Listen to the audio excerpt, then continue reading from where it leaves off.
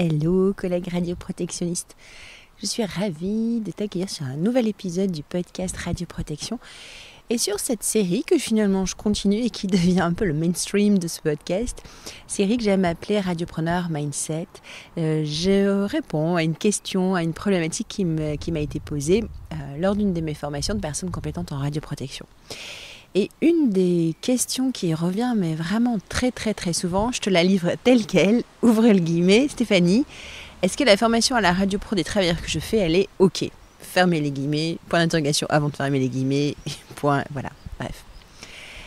J'adore cette question, parce que depuis que je me suis lancée dans la formation, que j'ai créé ma boîte, créé mon organisme de formation et je ne fais que de la formation de personnes compétentes en radioprotection à temps plein depuis quelques mois maintenant, presque 18 mois, je me suis découverte une véritable passion pour la formation, pour surtout la formation différente, faire différemment. Bref, donc c'est une question que j'adore que l'on me pose, que je trouve souvent challengeante et j'ai toujours un petit peu de frustration parce que derrière cette question, ce qui se cache, c'est en fait la vraie question, c'est est-ce que Stéphanie, la formation telle que je la fais là, elle répond aux attentes de l'ASN? Alors, déjà, je pense que c'est pas forcément il faut pas répondre aux attentes de l'ASN. On va aller chercher dans le code du travail, il y a un article qui reprend bien l'ensemble des points. Tu verras, il y a 11 points. Je n'ai plus l'article en tête, je te le donnerai tout à l'heure. Il y a 11 points qui te donnent bien il y a un article qui te redonne les 11 points à aborder pendant une formation à la radioprotection des travailleurs. Deuxième warning, c'est parce que ça a fait l'objet d'un débat pendant une de mes formations là, il y a 15 jours avec des renouvellements, c'était même pas des renouvellements, c'était pendant une formation où il y avait des passerelles, donc des gens qui sont très impliqués et qui font de la radio pro leur quotidien, qui sont PCR pour un tiers en l'occurrence, et qui font ça au quotidien. Et il y avait un peu débat à l'intérieur de cette formation et du groupe. Est-ce que la formation à la radio pro des travailleurs est une mission du CRP?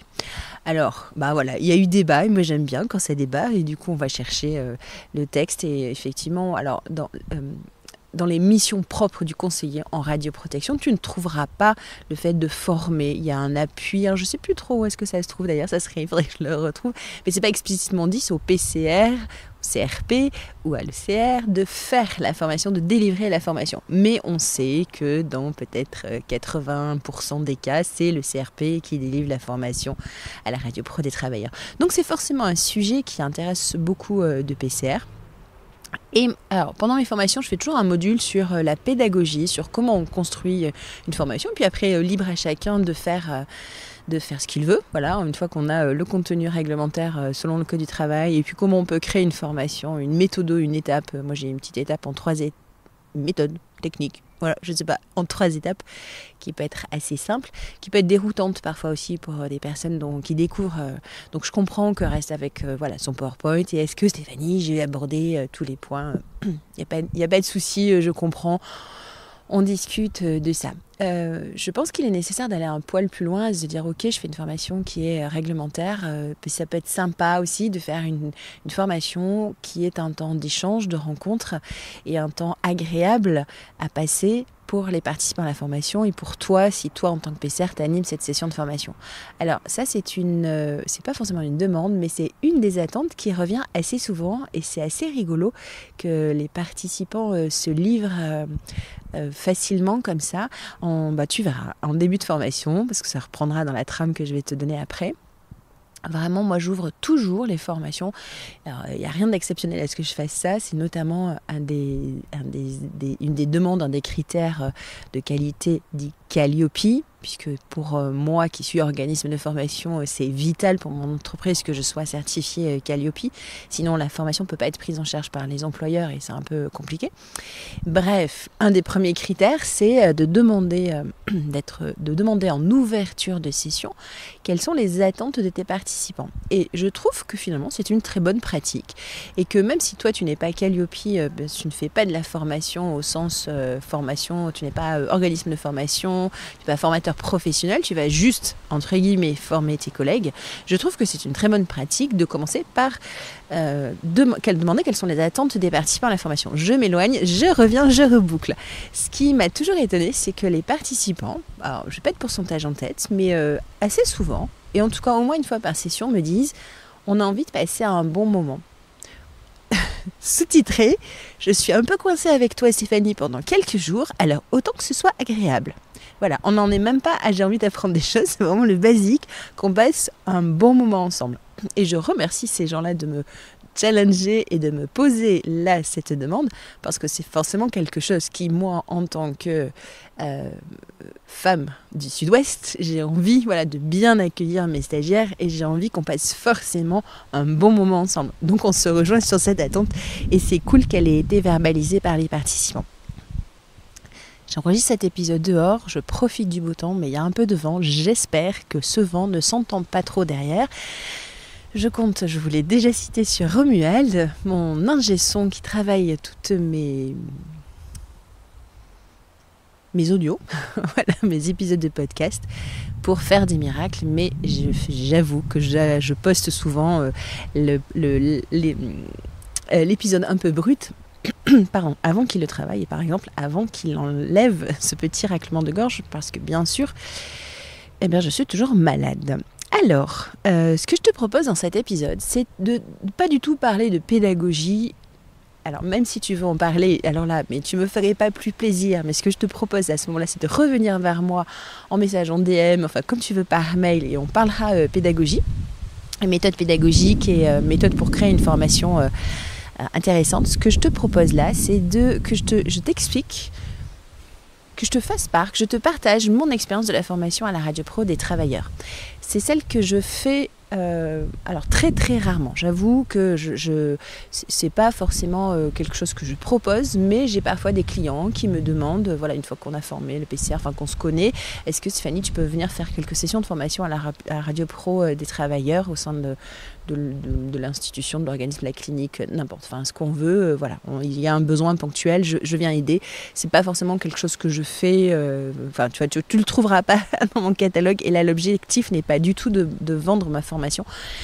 C'est juste pour te donner un exemple de ce que je fais. Je trouve, à mon sens, qui fonctionne assez bien. Et c'est quelque chose que je regrette de ne pas avoir fait lorsque j'étais personne compétente en radioprotection au sein d'un centre hospitalier, mais tout simplement parce que je ne connaissais pas cette façon de former, je ne savais pas faire.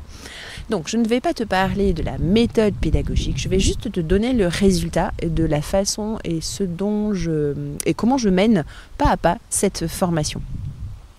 Alors, si tu veux en savoir un peu plus, si tu veux avoir plus de détails, si tu veux avoir tous les supports, j'hésite à te dire tout de suite. Non, écoute, on va le dire à la fin. Je te le dirai à la fin. Voilà, mais t'inquiète pas, il n'y a pas de prise d'otage, il n'y a rien de payant, tout est gratuit sur ce podcast. Alors, moi j'aime bien faire des sessions de formation qui durent 1h30. Au-delà d'1h30, franchement, Radio Pro des travailleurs, je trouve que c'est un peu une prise d'otage. En général, ça tombe jamais à la bonne heure, entre midi et 2, en fin de journée, à la relève. Les gens, ils n'ont qu'une envie, c'est soit d'aller manger, soit de partir, soit de rentrer chez eux. Ça peut ne pas être compté sur des heures de travail, ça peut être fait en plus, il y a des heures à rattraper, à payer. Enfin bon, ça peut être vite compliqué de retenir les agents et les travailleurs plus de 1h30. Moi, je trouve que c'est la durée qui me convient, 1h15, 1h30, je trouve que c'est très bien. On ne va pas en faire des ingénieurs en physique nucléaire à la sortie. En fait, on veut juste on veut quoi? On veut sensibiliser les gens, on veut qu'ils repartent. Alors j'essaye qu'ils repartent avec un plan d'action, 1, 2, 3 actions max qu'ils auront retenues, qu'on aura vues ensemble, et ils disent ah ouais mais ça il faut que je le fasse, il faut absolument que je le mette en œuvre. Et puis ils auront discuté Radio Pro avec leurs collègues, ils auront identifié le PCR d'établissement, c'est en général plus moi, et ce n'est plus moi, mais on cite, on parle de la personne, on parle de service, de la façon dont on le... Voilà, tu vois, c'est 2-3 actions concrètes à mettre en place quand ils repartent. Ils ont le nom de la PCR, ils ont échangé entre eux, Voilà, et souvent sur ce qui ne fonctionne pas, mais ça fait du bien de parler entre pairs de ce qui marche ou de ce qui ne marche pas en général. Et ça, voilà, ça c'est top. S'ils partent avec ces intentions que j'ai posées sur la formation, c'est parfait. Donc 1h30 en général, voilà, c'est moi ce que je recommande. Et je vais utiliser une façon que j'aime beaucoup de travailler. Alors, là, dans ce cas-là, je peux avoir j'ai un PowerPoint, mais j'utilise très peu le PowerPoint. J'utilise par contre des cartes et toutes mes slides en fait en PowerPoint sont en cartes, en format un quart d'un A4. Alors du coup, ça doit faire un format A6. Tu vois, il y a 4 cartes imprimées sur un A4 et je découpe. J'ai imprimé ça sur du papier un peu épais. Je ne sais pas si tu as déjà fait la fresque du climat. On parle beaucoup de fresques, il y a fresque de l'accueil de la personne à mobilité réduite, la fresque de la sécurité informatique, enfin voilà, il y a plein de fresques maintenant, ce modèle est connu et utilisé.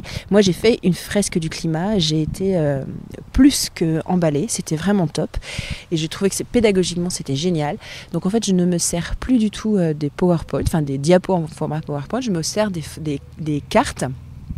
Je me sers des diapos au format papier et carte.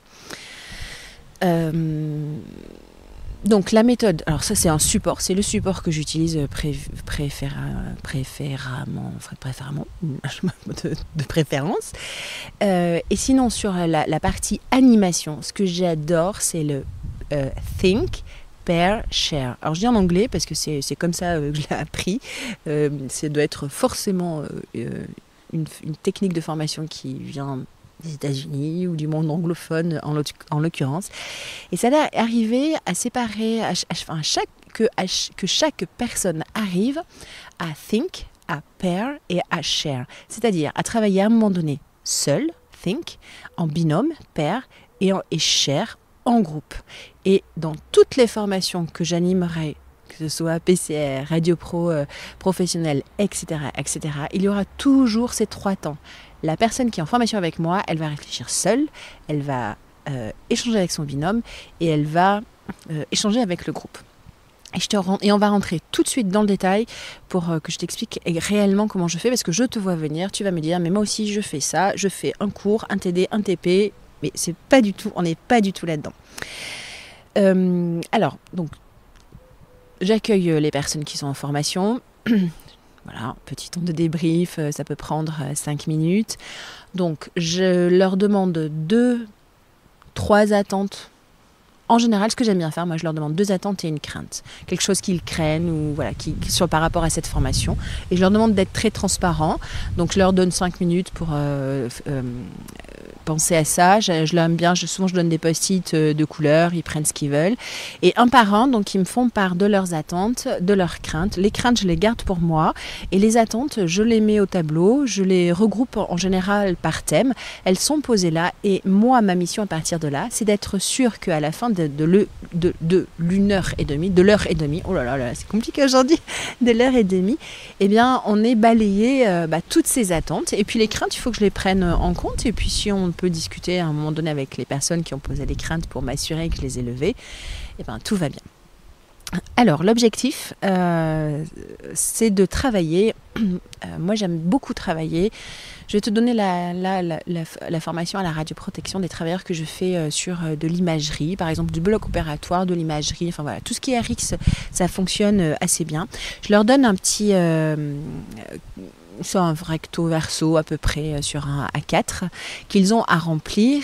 Ça leur sert de trame pour me suivre dans la formation. Et puis à la fin, il y a une évaluation vis-à-vis de leurs attentes. Il y a une évaluation de la formation en elle-même, comment ils ont senti la formation. Est-ce qu'ils ont aimé ce format? Est-ce qu'ils ont atteint leurs objectifs? Est-ce qu'il y a des choses sur lesquelles ils veulent travailler en plus? Donc tu vois, déjà, ça te donne, toi, après, en tant que formateur, plein de feedback sur ces 2 dernières parties que tu récupères, la feuille que tu récupères.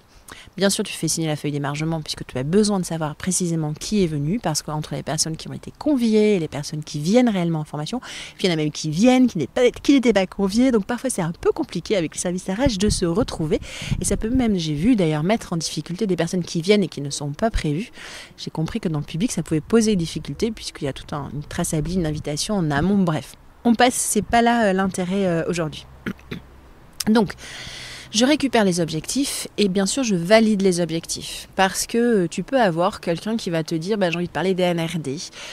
Ok, mais non en fait les niveaux de référence diagnostique, on va pas en parler là parce que c'est pas l'objectif. Effectivement 1h30 ça passe vite aussi donc on se focus vraiment sur la radio pro des travailleurs. Je peux imaginer n'importe quoi autre comme sujet mais c'est à toi de valider que les objectifs qui t'ont été posés par les participants, c'est bien les objectifs, les objectifs de tes participants rencontrent bien tes objectifs. Donc tu valides les objectifs, tu les rassembles par grandes thématiques et puis tu commences la formation en leur présentant le déroulé, mais je vais rentrer directement dans la formation et tu vas me suivre dans le déroulé. Alors moi j'aime bien construire cette formation autour d'une étude de cas. Et c'est pour ça que je te parle de radio pro travailleur avec tout ce qui tourne autour du rayon X parce que c'est très facile de faire cette formation avec des études de cas qui existent réellement. Tu vas trouver sur YouTube, je connais au moins 2 hôpitaux qui ont produit, qui ont mis en place, qui en libre service et qui donnent sur YouTube des vidéos autour du bloc des erreurs. Des vidéos autour du bloc des erreurs, donc c'est un support dont tu peux te servir. Tu n'as pas besoin de technique. Toutes les personnes qui viennent en formation avec toi, elles arrivent toutes avec leur portable. Tu leur demandes juste de se mettre sur YouTube. Et moi j'aime beaucoup travailler avec la vidéo de la PHP radioprotection. La vidéo le bloc des erreurs radioprotection. Et c'est là où le travail en seul, en binôme et en groupe commence. Alors la vidéo elle dure 4 minutes et quelques, donc je leur donne un peu plus de 5 minutes parce que des fois il y a des personnes qui aiment bien revenir en arrière pour revisionner etc. Voilà, je sais pas, 5-7 minutes tu leur donnes, tu peux doubler le temps de la vidéo et je leur demande à ce que chacun il visionne seul la vidéo et on s'arrête au milieu. Ah oui donc ça va même encore plus, c'est encore plus court parce que je crois que c'est 4 minutes c'est la vidéo totale, on va jusqu'à 1 minute et quelques. Donc c'est de regarder donc la première partie de la vidéo seuls. Ils peuvent couper le son, il y a la musique qui ne sert absolument à rien, donc on se concentre sur les images. Et sur le papier, la feuille que je leur ai donnée, qui leur sert de trame sur la formation, il y a un tableau avec 7 erreurs à retrouver. Donc je leur demande de retrouver les 7 erreurs. Et au préalable, je leur ai dit, en fait, voilà, vous êtes dans un rôle d'aide au conseiller en radioprotection. Il est en train de préparer l'évaluation des risques dans le bloc opératoire, mais il n'a pas le temps de venir. Il est surchargé. Vous pouvez trouver n'importe quel prétexte. Il prépare une visite de l'HAS, de certification, une inspection de la SN, ce que vous voulez. Mais voilà, vous donnez un rôle aux participants et un rôle où il y a une utilité dans la mission que vous allez lui donner après. Donc je le projette dans vous allez aider le conseiller en radioprotection à faire l'évaluation des risques dans un bloc opératoire. Il regarde la vidéo et dans ce bloc des erreurs, il y a 7 erreurs. Donc l'objectif seul de la personne que vous avez en formation, c'est qu'il retrouve les 7 erreurs. Donc ça dure 5-7 minutes à peu près. Vraiment max, ça va quand même assez court. Pendant 15 minutes, je leur demande d'être en binôme, de travailler en binôme et d'échanger avec un binôme pour que chacun retrouve, ils se mettent d'accord. L'objectif, c'est que en binôme, ils tombent d'accord sur toutes les erreurs et notamment pourquoi c'est une erreur. En quoi c'est une erreur? Il y a des choses qui sont évidentes, il y a des choses qui sont un peu moins. Donc voilà, là je leur laisse le temps et 15 minutes en général, c'est pas mal, c'est bien. Donc là, on est sur la partie pair, donc on travaille en groupe. Et donc la dernière partie est le share, et là on passe sur 20 minutes sur le groupe. Et donc à tour de rôle, chaque binôme, et pour que tout le monde puisse discuter, je demande à chaque binôme de donner une erreur et d'expliquer pourquoi c'est une erreur. Et c'est à moi de valider le fait que c'est une erreur ou pas. On peut avoir des choses assez surprenantes, je ne me rappelle plus, j'ai plus en tête, mais il y a des choses qui ne sont a priori pas des erreurs, qui ont été relevées comme des erreurs, ou peut-être des erreurs d'hygiène, bon voilà, ok, peut-être, mais là en l'occurrence c'est pas le cas. Et puis il y a des erreurs qu'on ne voit pas, donc l'objectif c'est qu'à la fin du temps des 20 minutes, on ait bien balayé l'ensemble des erreurs, que tout le monde, chaque binôme ait pris la parole devant le groupe et partage avec le groupe en quoi c'est une erreur, et que je fasse le lien, moi, entre l'erreur et un apport théorique. Et c'est là où j'ai mes cartes qui entrent en jeu, puisque l'objectif, je vous en donnerai un exemple un peu après, c'est que chaque erreur m'amène à parler d'un des points un des 11 points que l'on va retrouver dans l'article Code du travail qui mentionne le contenu obligatoire d'une formation à la radioprotection des travailleurs. Est-ce que tu vois la façon dont j'ai introduit la chose? En fait, moi, je ne suis pas du tout dans un cours descendant. Alors, tu peux faire un PowerPoint descendant, mais je n'ai absolument rien contre ça. Et je ne suis pas la police de la formation. Moi, je sais que j'aime pas ça. Je n'aime pas assister à un cours d'1h30 descendant où je suis assise sur ma chaise et je regarde le professeur, entre guillemets, par les professeurs. Hein. Mais la personne, voilà, je ne suis plus à l'école, je suis en situation professionnelle. Je n'aime pas ça. Donc en fait, j'ai créé une formation, moi, qui est la formation à laquelle j'aimerais assister. Et je te dis que j'ai vraiment eu un coup de cœur pour cette méthode de la fresque du climat où en fait, nous, on ne connaît rien. Mais moi, et pourtant, je m'y intéresse au climat. Mais alors, expliquer le cycle de réchauffement de la Terre, j'avoue, l'histoire des 2 degrés, je ne connaissais rien. Et en fait, c'est pourtant en groupe, avec des cartes, que petit à petit, on a réussi à construire quelque chose, notre fameuse fresque, et j'ai à peu près compris comment ça fonctionnait. Et je suis repartie avec mes 2-3 actions à mettre en œuvre. Donc au départ, ils ont ce bloc avec des erreurs. De façon seule, ils recherchent les erreurs. Chacun échange avec son binôme et se met d'accord sur quelles sont les erreurs et pourquoi c'est une erreur. Et ensemble, on balaye le tout, on valide et on check et on est sûr qu'on a retrouvé toutes les erreurs et pourquoi c'était des erreurs. Et moi, je refais le lien avec un petit apport pédagogique qui va, là en fait, si les gens connaissent parfaitement, je ne vais pas plus loin. S'il y a besoin d'éclaircir et besoin de creuser, je creuse. Mais je m'adapte aux besoins au niveau des personnes qui sont en session avec moi. Donc après, je reprends sur la validation des résultats, je reprends 15 minutes et je valide l'ensemble des erreurs trouvées, on refait un lien. Là, c'est le moment de répondre aux questions qui ont émergé, parce que des fois, il y a des questions qui sont posées, je sens que c'est pas le moment, donc on les note quelque part. On reboucle, en fait. Tu vois, tu refermes toutes les boucles et toutes les interrogations qui ont été rouvertes. On peut reboucler avec les attentes des participants. Est-ce qu'on a répondu à toutes les attentes? Est-ce qu'elles ont été remplies ou pas? Et puis, les apprenants, les participants, les stagiaires, je sais pas comment tu veux les appeler, les professionnels, remplissent l'auto-évaluation avant-après, l'évaluation de la formation, la feuille d'émargement si ça n'a pas été fait au début, etc., etc. Donc il y a quand même, alors c'est très, j'ai envie de dire, c'est très facile en session d'animer des sessions comme ça. C'est facile parce que c'est construit, il y a une trame, tu sais où tu vas. C'est facile parce que ça ne se répète jamais. D'un groupe à un autre, tu n'as jamais la même session de formation.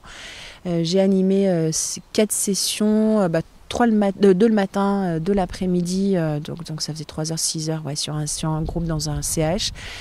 4 groupes, aucun groupe n'a eu les mêmes...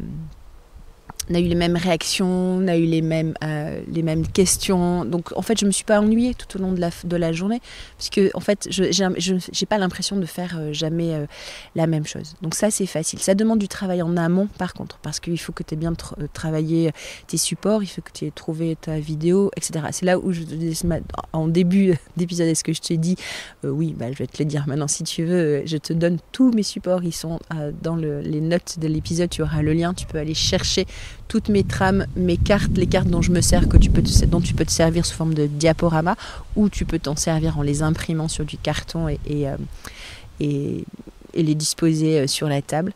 J'aime bien, quand j'ai le temps, de reprendre ces cartes. J'en rajoute quelques-unes, peut-être sur l'événement significatif en Radio Pro, sur la vérification, je ne sais pas, en fait ça dépend comment je sens le groupe. Et j'aime bien leur laisser...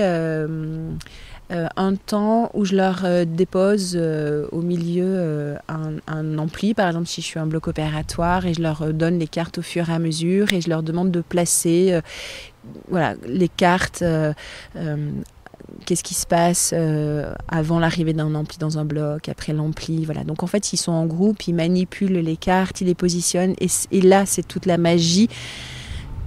ils s'auto-apprennent, ils s'apprennent les uns les autres. Donc ça, c'est une autre partie que je fais quand j'ai suffisamment de temps et quand parce que je te le mentionne à l'oral parce qu'elle n'est pas dans le déroulé de la formation que tu trouveras dans le lien.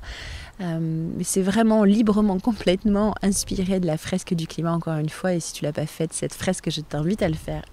Pour l'apport pédagogique que ça pourra te faire, et 2 parce que c'est juste un atelier superbe et très très bien pensé. Mais voilà, donc du coup cette dernière partie là, donc on reste sur le groupe et je leur demande de bien, enfin voilà, il y a une situation professionnelle et qu'est-ce qui se passe avant, qu'est-ce qui se passe pendant, qu'est-ce qui se passe après, on donne les cartes en plusieurs salves et là toi tu restes en dehors et tu les laisses discuter entre eux et tu verras qu'ils y arrivent, ils s'apprennent des choses les uns les autres et là tu vois, il y a une espèce de satisfaction, il y a un truc génial qui se passe. C'est un peu comme... tu vas me prendre une folle. C'est un peu quand tes enfants arrivent à marcher seuls, tu vois.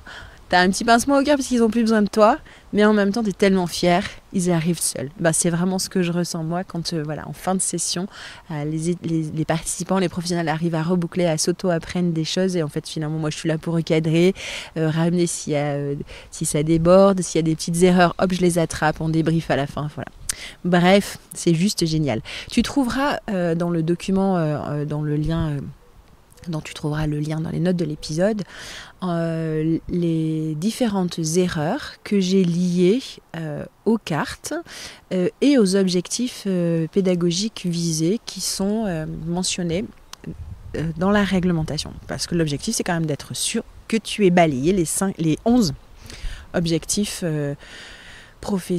objectifs de la formation qui sont mentionnés dans le code du travail. Donc voilà, tu as tout ce travail-là qui est déjà fait pour toi. Si jamais ça t'intéresse de faire de la formation à la radioprotection des travailleurs de façon différente, j'ai envie de dire que c'est la mission que je me suis donnée, de donner un renouveau et de transformer cette formation à la radio-pro des travailleurs.